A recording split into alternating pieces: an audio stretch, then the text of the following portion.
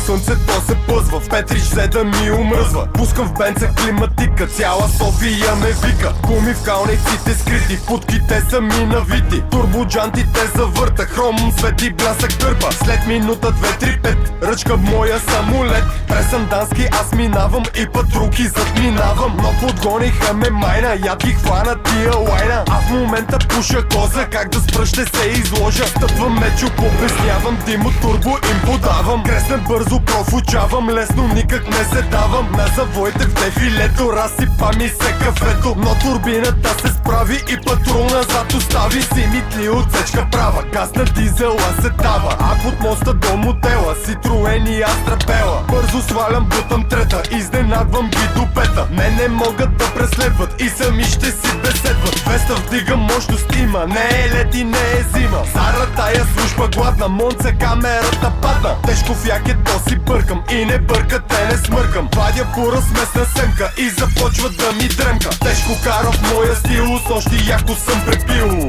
И нема грижи, Мерцедеса яко движи. Твърдим волана, лентата странична хвана. И нема грижи, Мерцедеса яко движи. Тежко карам в моя стил, с нощи яко съм препил. И нема грижи, Мерцедеса яко движи. Твърдим волана, лентата странична хвана. И нема грижи, Мерцедеса яко движи. На Благоев изненада с униформена бригада.